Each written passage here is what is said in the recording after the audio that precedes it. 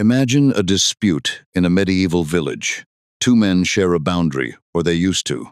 Now one claims the other has moved it.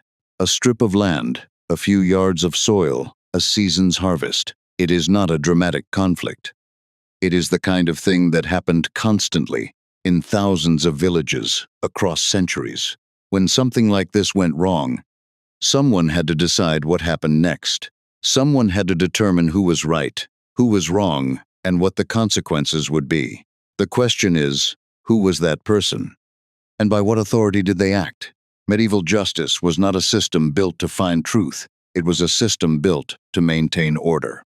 And the two things were rarely the same. Medieval Europe had no single legal code governing all people in all places. Legal authority was distributed across lords, church institutions, towns, and the crown. That fragmentation was not a flaw. It reflected the structure of political power itself. Where power was divided, so was jurisdiction. Different regions developed different legal traditions. England moved toward common law, a body of precedent built through royal courts over time. Much of continental Europe operated under customary law, which varied by region and community. Across all of Christendom, canon law, the law of the Church, operated as a parallel legal system, present everywhere. For the purposes of this explanation, the focus is on England and northern France. These are the regions with the most detailed surviving records of manorial justice. The patterns described here were broadly representative of rural life across much of medieval Europe. Though local variation was significant, at its core, justice operated at three distinct levels. The first was local, the manor, the village, the court of the lord. The second was ecclesiastical, the courts of the church, operating under their own law.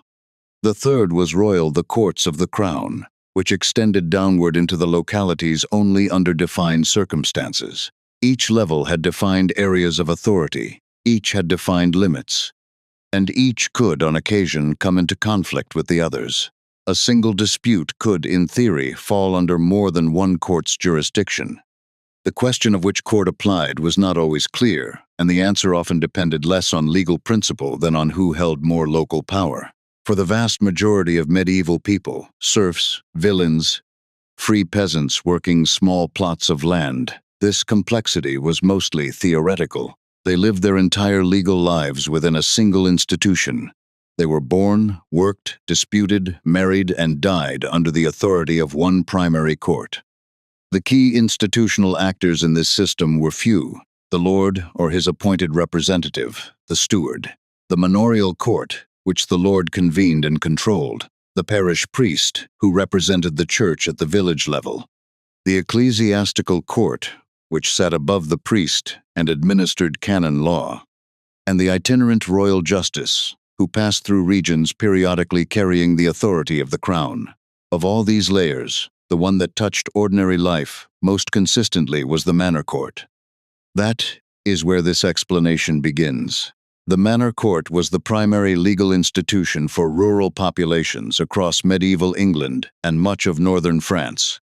For most people, it was the only court they would ever encounter. In England, two main types existed.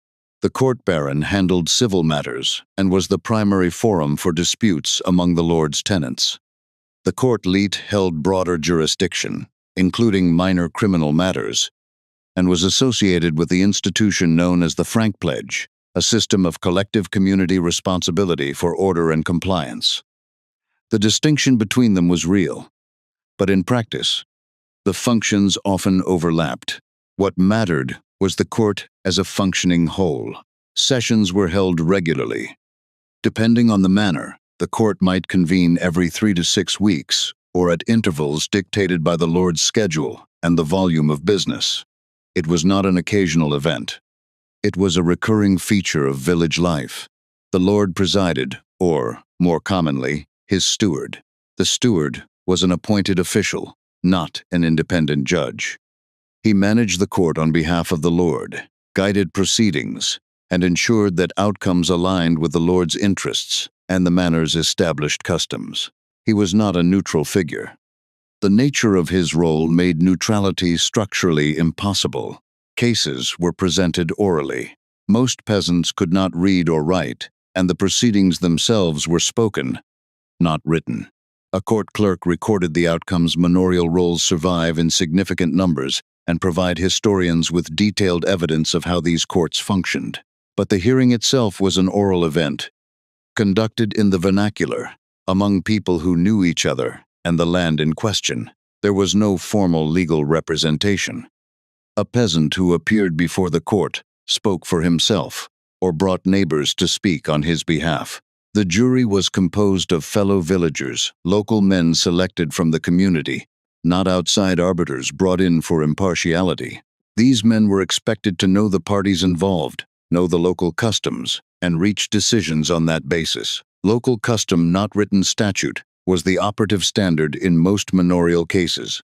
The steward guided proceedings throughout. His interpretation of custom and his management of the jury's deliberations carried significant weight. In practice, his judgment often shaped outcomes directly. The range of cases the court handled was broad: land disputes, contested boundaries, inheritance claims, unlawful enclosure of common ground, debt, unpaid obligations between villagers, broken agreements, trespass, animals straying onto others' land, crops damaged by a neighbor's livestock, petty theft, minor in scale, distinguished from serious theft, which was treated differently, labor obligations, failure to perform the required work owed to the lord, whether weekly service or seasonal duties, and public order, fights, insults, minor disturbances within the village community. Beyond these, the court served explicit administrative functions. It recorded transfers of land tenure. It registered deaths and the succession of holdings. It enforced the lord's rules regarding use of the manor's mills, ovens, and common lands. This point requires emphasis. The manor court was a revenue instrument. Fines were the most common outcome of proceedings, not imprisonment, not corporal punishment in most instances, but fines. Those fines flowed to the lord. Court sessions were also mechanisms for collecting regular dues and enforcing labor services. The lord had a direct financial interest in the outcome of every proceeding held in his own court. This is not an editorial observation.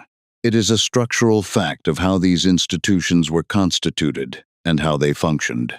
The key operational figure was the steward, appointed by the lord, answerable to the lord. He was the effective face of justice in many manors where the lord was absent, which was common. A second figure, the reeve, was elected from among the villagers themselves. He presented cases, organized communal obligations, and served as a link between the village community and the lord's administration. His position was uncomfortable by design. Chosen from below, he served the interests of those above. The court existed. It had procedures, personnel, and regular sessions. But what did all of this mean for the individual standing inside it? Legal status in medieval society was not a personal quality. It was a property of the land a person held. If a person held villein land bound to unfree tenure, they were subject to villein obligations.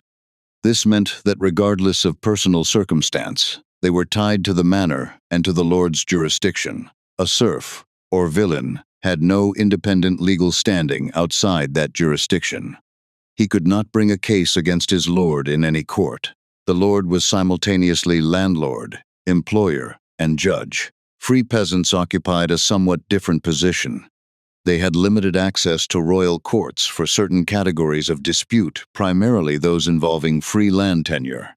But that access was costly, slow, and practically out of reach for most. Travel, fees, time away from agricultural work during seasons when that work was not optional. These were not minor obstacles. For the free peasant, the manor court remained the practical reality, even if the theoretical option of a higher court existed.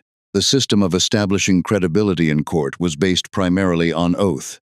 In the absence of physical evidence, which was often the case, disputes were resolved through a mechanism called compurgation. The accused swore an oath of innocence. He then produced a required number of oath helpers, neighbors willing to swear not to the facts of the case, but to his credibility as a person. The number of helpers required depended on the seriousness of the charge and the relative status of the parties involved. The social implications of this system were significant. Compurgation worked if a person was respected in their community, had neighbors willing to speak for them, and possessed the standing to make their oath carry weight. If a person was isolated, unpopular, or of low social status, the mechanism could fail them entirely, regardless of what had actually occurred. Before the 13th century, an older mechanism also existed, the ordeal. Trial by hot iron or cold water, in which the outcome was read as divine judgment, had operated as a means of resolution in cases where human judgment seemed insufficient. This practice was largely discontinued following the Fourth Lateran Council in 1215, which withdrew clerical participation. The ordeal did not vanish immediately, but its institutional basis was removed. It represents the earlier framework within which medieval justice operated, one in which the boundary between legal procedure and religious ritual was not sharply drawn. As for outcomes, fines were the dominant result of manor court proceedings. For a household operating at subsistence level, even a modest fine could carry real consequences through a season. Corporal punishment existed for specific offenses, particularly theft above a defined threshold. Public shaming mechanisms, the stocks, the pillory served both as punishment and as community spectacle, visible to all. Serious felonies were not handled at the manor level. Murder, serious theft, arson, these escalated to royal jurisdiction and will be addressed in the next section. Imprisonment was used sparingly. Holding a prisoner cost money, and the Lord's resources were not allocated toward long-term detention for minor offenses. To illustrate how the manor court functioned in practice, the following is a reconstruction based on documented case types drawn from surviving English manorial rolls, not a specific recorded case, but a sequence of actions consistent with patterns that appear repeatedly in the historical record. Two villagers dispute a strip of arable land. One claims the other has encroached on his holding. He presents his complaint at the next court session. Both parties appear before the steward. The village jurors, men who know both the land and the disputants, are asked to speak to local custom and what they know of the boundary. They deliberate and offer their view. The steward accepts their finding. A judgment is recorded. One party may be fined, or the boundary confirmed by the court's authority. The outcome is written into the manorial roll. The session continues with the next matter. No dramatic confrontation, no appeal to abstract principle. A local process, governed by local knowledge, administered by local authority, and recorded in the Lord's own ledger. The manor court governed material and civil life. But there was a second institution with reach into a different dimension of a peasant's existence, one that could touch marriage, morality, and salvation itself. The medieval church was not only a spiritual institution, it was an administrative and legal one. Across medieval Europe, the church maintained its own court system, operating under canon law, a written, systematized body of rules, developed and refined over centuries by trained ecclesiastical lawyers. This was a more formally organized legal tradition than the customary law of the manor. Canon law was studied in universities, debated in legal treatises, and applied by ecclesiastical judges who understood themselves to be participating in a distinct and coherent legal order. Ecclesiastical courts, sometimes called courts Christian, held jurisdiction over a defined range of matters.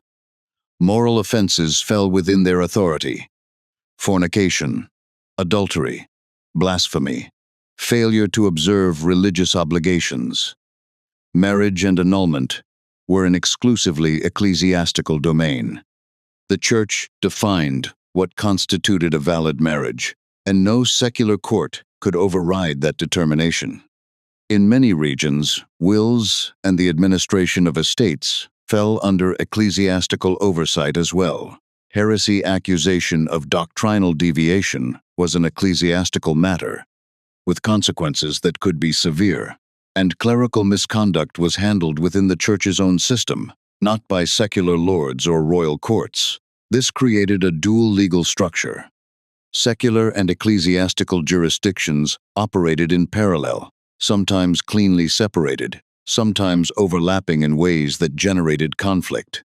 The same act could, in certain circumstances, attract both secular and ecclesiastical proceedings. Which court took precedence was not always settled by principle. One of the most significant features of this dual system was the institution known as benefit of the clergy.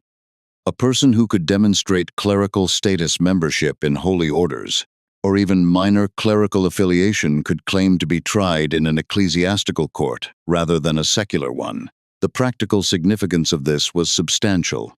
Ecclesiastical courts could not impose the death penalty for serious offenses. This created a meaningful difference in the range of possible punishments. The test for clerical status was often literacy.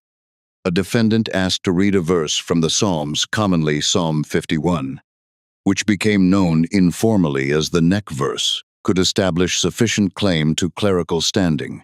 For literate men with any connection to the church, this provided access to a more lenient judicial track. The literacy requirement was not rigidly enforced in all periods, but the principle persisted throughout much of the medieval era. The church also maintained a presence at the most local level of social life through the parish priest. He was not only a spiritual figure, he was the church's institutional representative in the village, and he was expected to know his community in detail. He was aware of who was living outside sanctioned norms, who had entered into disputed or irregular marriages, who was neglecting religious duties. He was expected to report moral infractions to ecclesiastical authority. This gave the church a form of social knowledge that the Lord's court did not possess in the same way. The Lord's court knew about land and labor. The church's network knew about behavior, relationships, and private life. Conflicts between the two jurisdictions were not uncommon. The most widely known example from English history is the dispute between Henry II and Archbishop Thomas Becket in the 12th century, a conflict that reached the highest levels of church and royal power and illustrated how fundamental the question of competing jurisdiction was. At the village level, the same tensions appeared in smaller form. Whether a dispute belonged to the manor court or the church court was a question without always a clear answer, and the resolution often depended on which institution had more local influence rather than on established legal principle. Manor court, church court. For most people, these two institutions defined the practical limits of accessible justice. But above both sat a third layer, one that rarely descended to village level, but whose authority shaped everything beneath it. For the vast majority of medieval people, royal justice was not a feature of daily life. It was distant in geography, complex in procedure, and costly in every practical sense. Royal courts operated in fixed locations or moved with the king's court. Reaching them required travel, fees, knowledge of legal process, and time away from labor that most rural households could not spare. This does not mean royal justice was fictional or purely theoretical. It means that its relationship to ordinary life was indirect and intermittent rather than constant and routine. The primary mechanism by which royal justice descended to the localities was the system of itinerant justices in air who traveled defined circuits through regions of England on a periodic basis. They carried royal jurisdiction with them and held sessions in each area they visited. These visits were not frequent. In some periods, a particular region might wait years between sessions. When the justices arrived, they conducted a comprehensive review, examining local court records, hearing cases that had been reserved for royal jurisdiction, collecting fines, and assessing how local administration had functioned in the interval. Their arrival was not always welcomed by local lords. The air was an intrusion on manorial authority and a demonstration of royal reach into local affairs. It was also, practically, an imposition. Sessions were lengthy, and local communities were required to produce men, records, and resources to support them. The categories of cases that belonged to royal jurisdiction were specific. Serious felonies, murder, rape, arson, and major theft were crown pleas. They were reserved for the king's courts, not the lords. Disputes involving free land tenure could reach royal courts through defined legal mechanisms, the possessory assizes, formal procedures by which free men could seek royal determination of land disputes without engaging the full apparatus of a common law trial. These were significant institutional developments, but they applied to free men a category that excluded the unfree rural majority. The king's interest in justice was not purely administrative. Felony convictions resulted in the forfeiture of the convicted person's property to the crown. Fines from royal court sessions represented a meaningful and recurring revenue stream. The expansion of royal jurisdiction over time was, in part, the expansion of royal fiscal reach. Justice and revenue generation were administered through the same institutional apparatus. They were not separate functions. Magna Carta, sealed in 1215, is often cited in connection with the development of legal rights in England. Its primary purpose was to constrain the king's arbitrary authority over the barons, the great lords who had enough power to demand concessions. Its famous clauses that no free man should be imprisoned or dispossessed except by lawful judgment of his peers or by the law of the land applied to free men. Most of the rural population, held in various degrees of unfreedom, lay outside the scope of those protections. Magna Carta was a significant document in the history of the relationship between king and baron. It was not a charter of peasant rights. Three systems: the manor, the church, the crown, each with defined jurisdiction, each serving the interests of those who administered it. Step back now and read the whole structure at once. Medieval justice was not a chaotic or improvised collection of competing institutions. It was a coherent, multi-layered system in which each institution held defined authority within a broader structure of social power. Its fragmentation reflected the fragmentation of political authority itself, not incompetence, not neglect, but an accurate mirror of how power was organized and distributed. At every level, the administration of justice reinforced the authority of those who administered it. The manor court reinforced the lord's authority over his tenants and generated revenue for his household. The ecclesiastical court reinforced the church's authority over moral and domestic life and extended its administrative reach into inheritance and family structure. The royal court reinforced the king's political supremacy and extended the crown's fiscal reach into the localities. None of these courts was designed, in its primary function, to serve the interests of those who appeared before them as subjects. They were designed to serve the interests of those who convened and controlled them. Access to justice was a direct function of social status. A baron possessed the standing to challenge arbitrary royal action. A free man could access certain royal mechanisms at cost.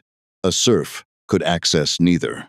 The law did not treat people as legal equals. It encoded their inequality and enforced it through institutional procedure. The higher a person's rank, the more the system operated in their favor. The lower their rank, the more exposure they carried, and the less protection they received.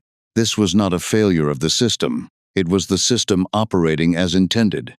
The tools of justice and the tools of social control were not parallel instruments applied separately to the same population. They were the same instruments applied simultaneously. Courts recorded land tenure and enforced labor obligations. Ecclesiastical courts defined the boundaries of legitimate family life and penalized deviation from them. Royal courts extended administrative oversight into localities under the institutional form of legal proceedings. The apparatus through which disputes were resolved was identical to the apparatus through which order was maintained. An hierarchy was reproduced. For most medieval people, justice was something administered to them. It was not something they accessed. The system offered limited protection and significant exposure. Its purpose was not equity among those who fell under it. Its purpose was order the maintenance of the existing structure of authority, obligation, and rank. Understanding medieval justice means understanding that distinction. The question was never only who was right. The question was always who held the authority to decide and in whose interest that authority operated. Return to the beginning. Two men. A contested boundary. A strip of land. In most cases, this is what would have happened. The dispute would have been brought before the manor court at its next regular session. The steward would have presided. The village jurors, men who knew both parties and knew the land, would have been consulted. They would have spoken to local custom and to what they knew. A judgment would have been recorded. A fine, perhaps, for the party found at fault. An entry made in the manorial roll. The session would have moved on to the next matter.